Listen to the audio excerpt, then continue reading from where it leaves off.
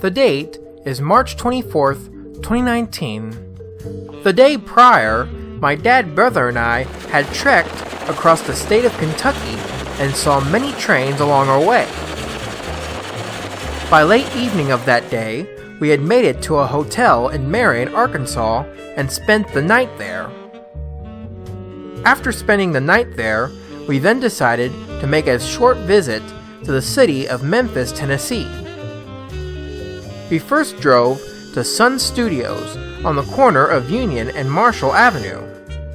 Sun Studio was a famed recording company well known for recording rock and roll, country, and rockabilly music.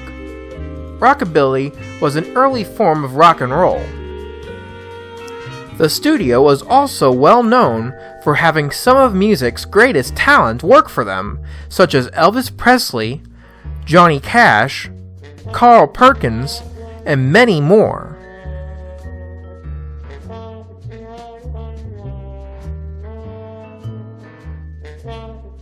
When we got there, it was around 11 o'clock, and it was a Sunday. Normally, Sun Studios didn't open until 12 on these days, so we decided to go rail fanning. Besides being known for music, Memphis is also well known by rail fans to be a busy hotspot for rail traffic, with the BNSF, Union Pacific, Canadian National, Norfolk Southern, CSX, Amtrak, and some short lines serving the city. Thanks to the Hotspots guidebook, we first went to Kentucky Street, where we first barely caught an eastbound BNSF intermodal train as it was just getting off the Frisco Bridge crossing the Mississippi River.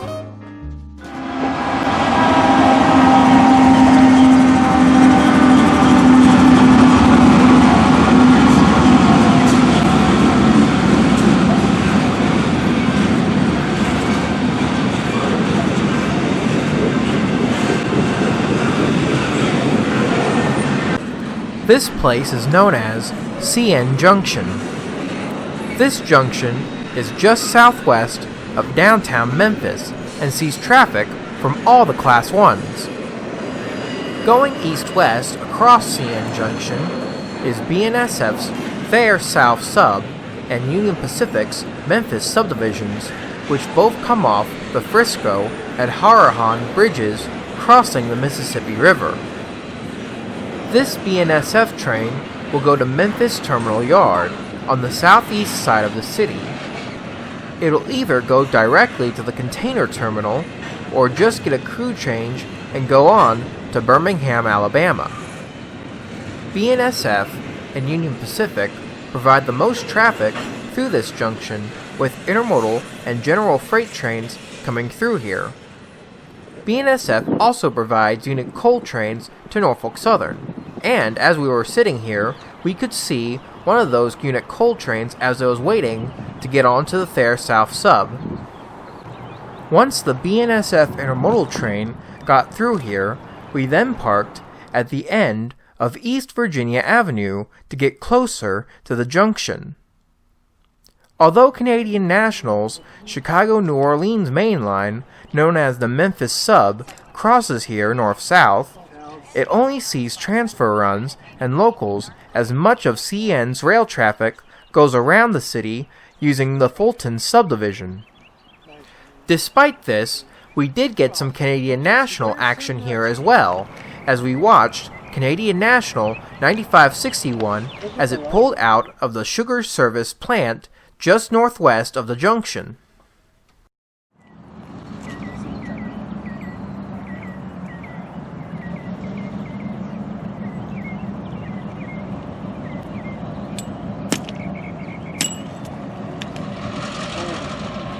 Oh, hey Daddy, knocked it out. No, but I can't get it in there if I get it all through.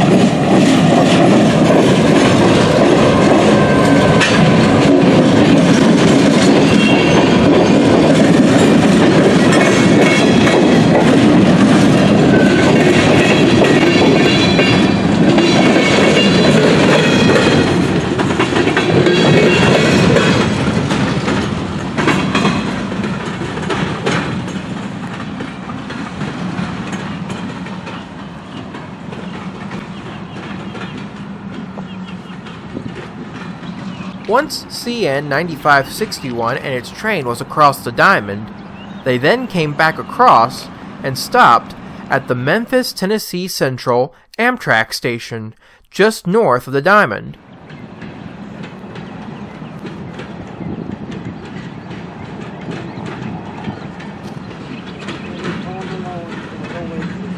Yeah, John Ward. You're funny.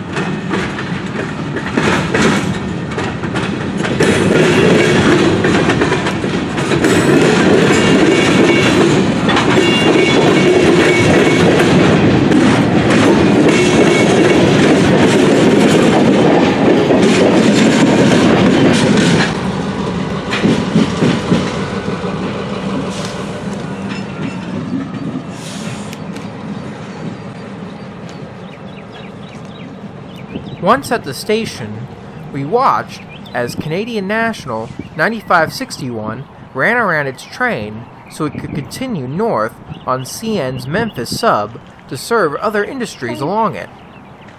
CN 9561 is an EMD GP38-2 built in 1972 for the Gulf Mobile and Ohio Railroad as their 741. Once the Illinois Central Gulf merger happened, 741 received its number 9561. Also, despite its CN paint, it still has its reporting marks for the Illinois Central, with IC written on the cab's sides. Also, besides the Canadian National locals and transfer runs, Amtrak's City of New Orleans also comes through here using the CN's Memphis subdivision. Unfortunately, by the time we had gotten here, both the north and southbound trains of that City of New Orleans had already came through here early in the morning. Just as the conductor was boarding 9561, we then noticed the BNSF coal train approaching us, so we got set up to catch it.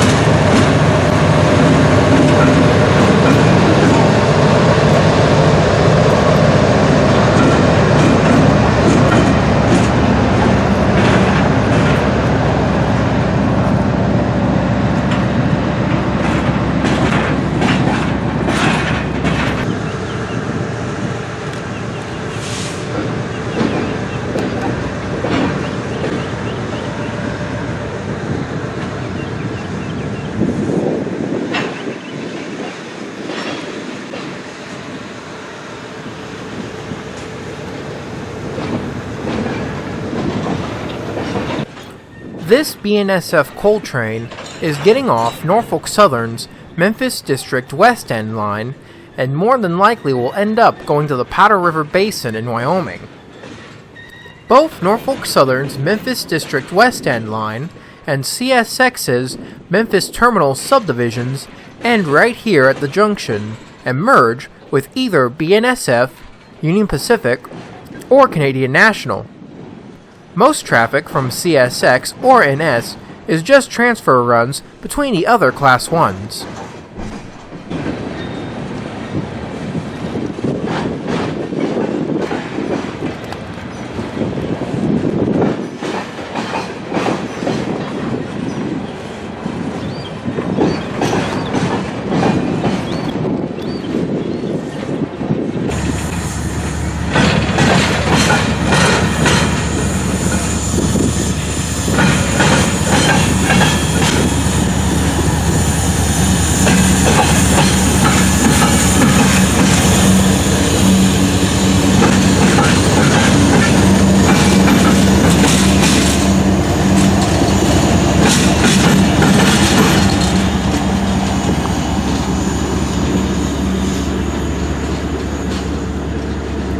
After the BNSF coal train got past us, We then realized it was 12:15 p.m., which meant that Sun Studios was open now. So we got back in the car and drove over there to check it out. Although the entrance to today's Sun Studios is in this small building, the original Sun Studios was actually in a smaller building right next door to this one. It's the one with the sign saying Sun over the door. You can't miss it. This building used to be a small cafe back in the day. It still is a cafe today, but it's now part of Sun Studio. Not only can you buy snacks and drinks here, but you can also buy tickets to go on a guided tour around the studio. Not wanting to miss the opportunity, we decided to get some and take a tour. During our tour, we even got to visit the recording room where many stars such as Elvis Presley, Johnny Cash, Jerry Lee Lewis, and many other famed musicians recorded their music. Trust me on this, if you're ever in Memphis, Tennessee, a visit to Sun Studios is well worth it, and I'm glad we took the tour. Sun Studios is located at 706 Union Avenue, Memphis, Tennessee. Normally, they're open throughout the week from 10 a.m. to 6:15 p.m., but thanks to the COVID-19 pandemic that was happening during the time of the making of this film, Sun Studios was closed until further notice. You can also visit their website at https://www.sunstudio.com for more information about the studio and hopefully when they'll reopen to the public. After our visit to Sun Studios, we then decided to make a short visit to Graceland.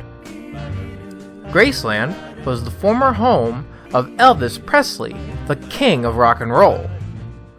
Graceland is a mansion that sits on 13.8 acres of land south of Memphis, Tennessee. The place was originally owned by Stephen C. Toff. In 1894, Stephen gave the property to his daughter, Grace, in which the grounds are named after. In 1939, after Grace died, she then passed the property on to her niece, Ruth Moore, and together with her husband, Thomas Moore, they built the mansion that sits here today. Then, on March 19, 1957, after Elvis's career took off, he purchased Graceland for $102,500.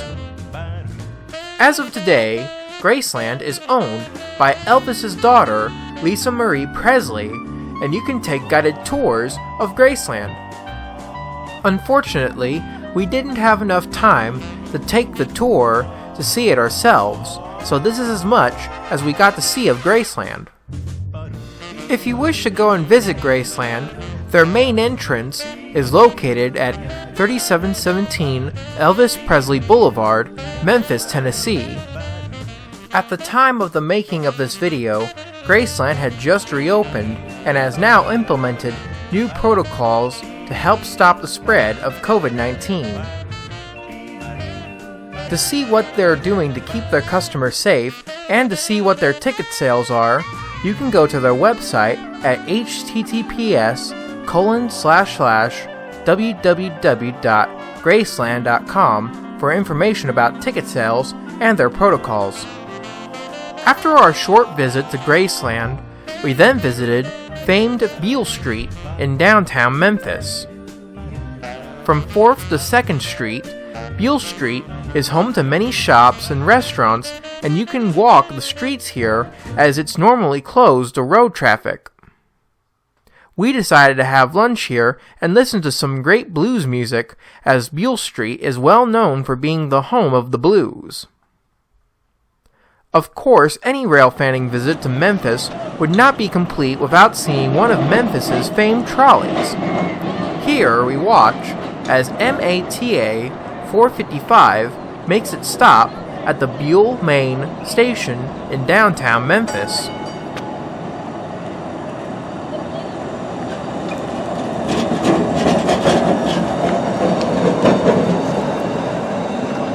The Memphis trolley system is run by the Memphis Area Transit Authority and owns a fleet of vintage trolleys that run its system.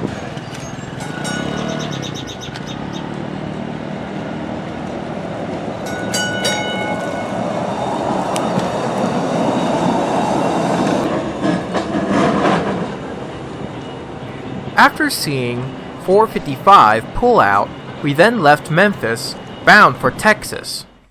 We soon found ourselves stopped in Rowe, Arkansas, at the Route 33 railroad crossing, where we caught a westbound Union Pacific Intermodal train at top speed.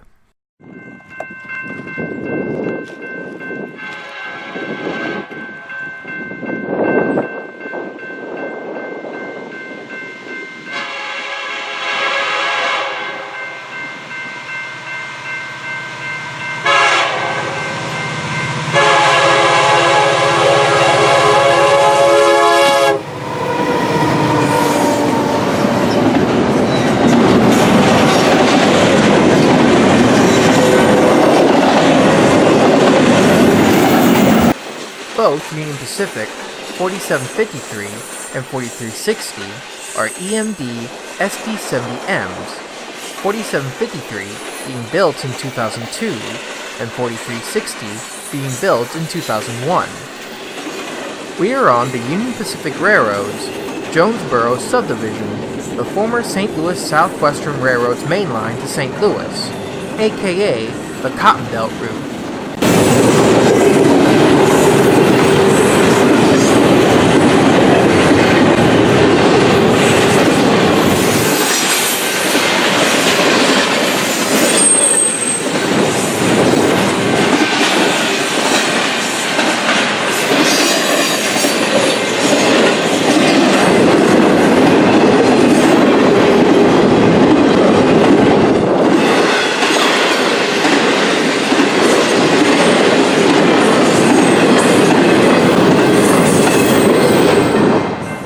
After seeing the train here, we then gave chase and then caught the train as it was crossing the Meadow River southwest of Stuttgart, Arkansas.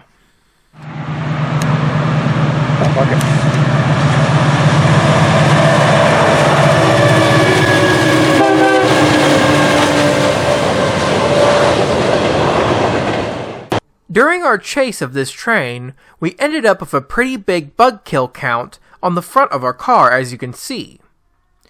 I'm pretty sure it was the time of year we visited that accounted for all these bugs being out.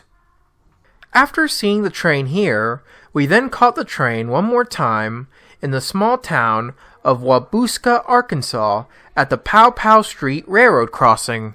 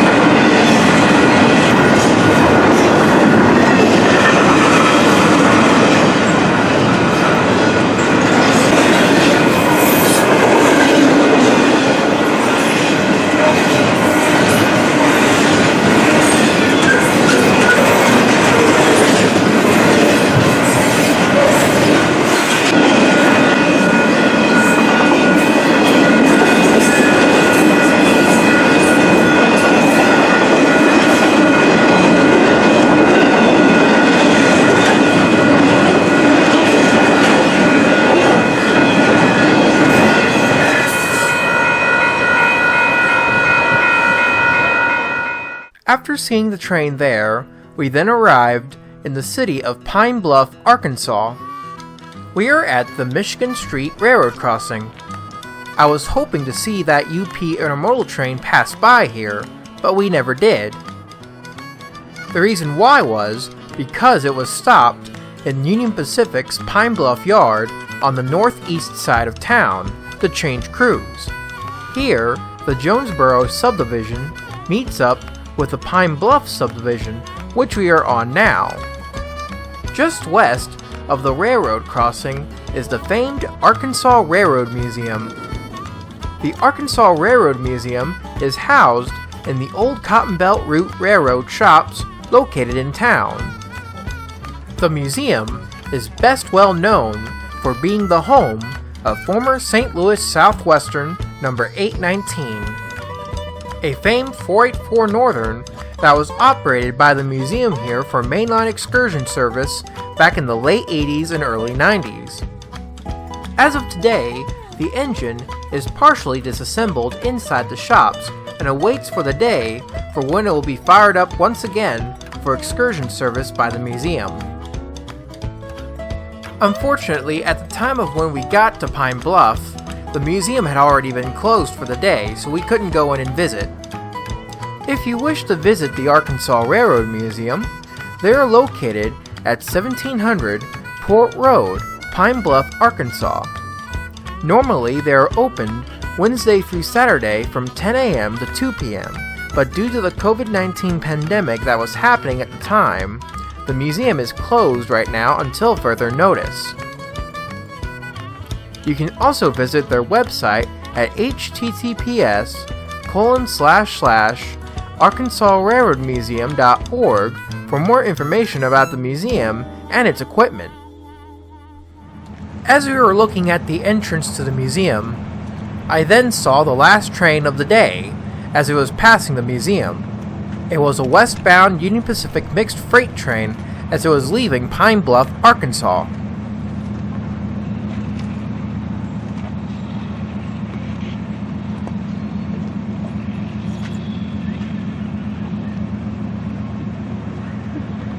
Jacob, don't wipe it down.